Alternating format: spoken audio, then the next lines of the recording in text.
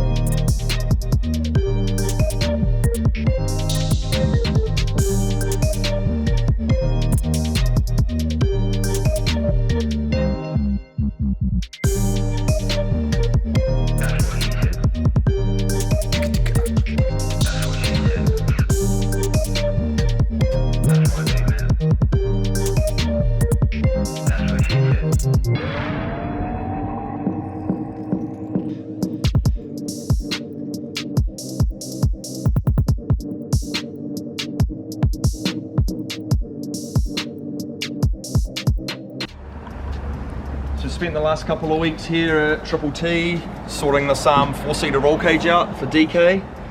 He's chosen a pretty short chassis to do it in. We don't think it's been done before in a R32.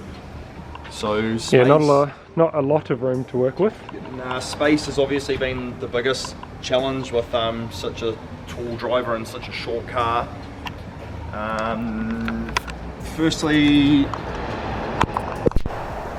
if you're starting at the back, obviously it seems like the roll cage is hanging out the back of the car, which pretty much it is, to get that rear row of seating in. But the back window does have a curve in it, so... The back window fits, yeah. It's pretty consistent with the other 4-door sort of setups throughout the world that we've seen, extending right back into the boot there. And we're going to have a third-party engineer sign off the design and strength of the cage to keep Motorsport New Zealand happy from we're out on the track. So originally that was what we were saying was sort of holding things up a little bit, just to get everything approved for Motorsport New Zealand, so when we did the cage we weren't going to have any things that we had to change or modify afterwards. We don't want to be doing this twice or starting again or cutting anything, no way. The front half is basically just your basic roll cage with an 8-point going through to the front struts there. Just the normal thing comes forward to the towers. Nice and tight around the windscreen. We always try and give people full view. As much vision as possible there is always good.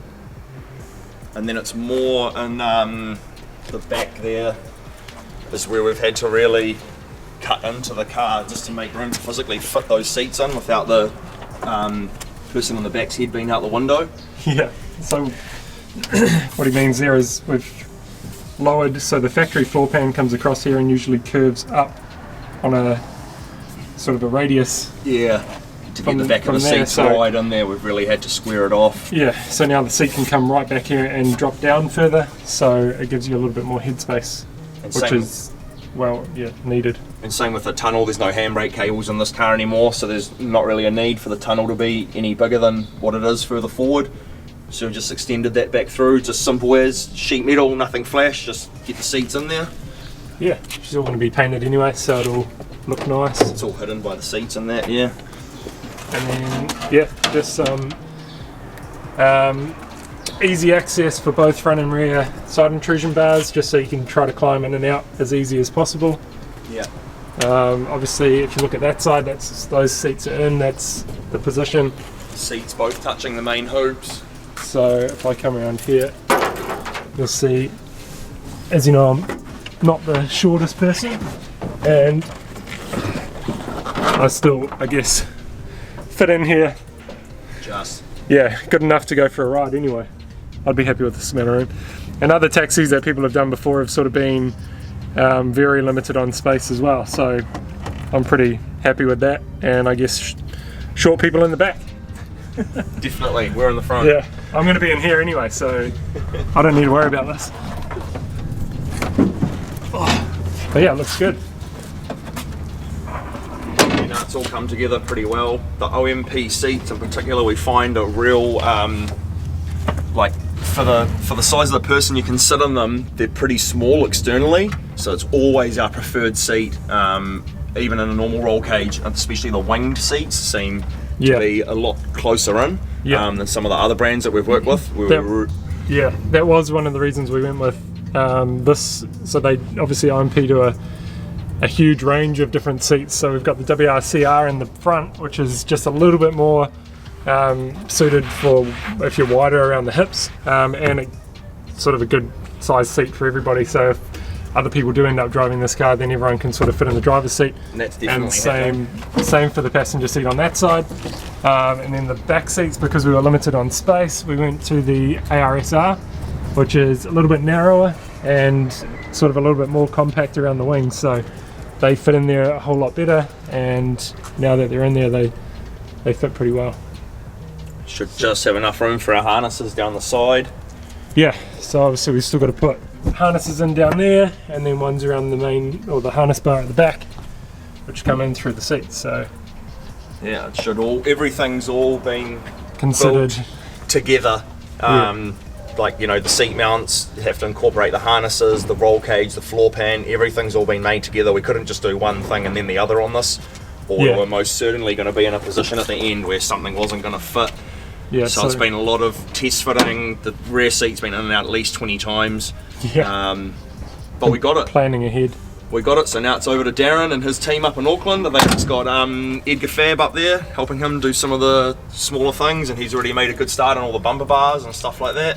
Yeah. So so Zach will be back at work hopefully this week or next week, and we'll hopefully have the engine and stuff back from Richard at Engine Specialties, and we'll start putting all the drivetrain and getting all that stuff in, and then start doing some fabrication on intercooler pipes, getting everything plumbed up, do some fuel lines, got the fuel cell in before it came down here. So once all that stuff's in, then we should hopefully be able to send it away for wiring and get this thing up and running. Go out and have some fun. Tim can have a drive. Definitely. Oh well. Thanks, Tim. Cheers, bro. Anytime.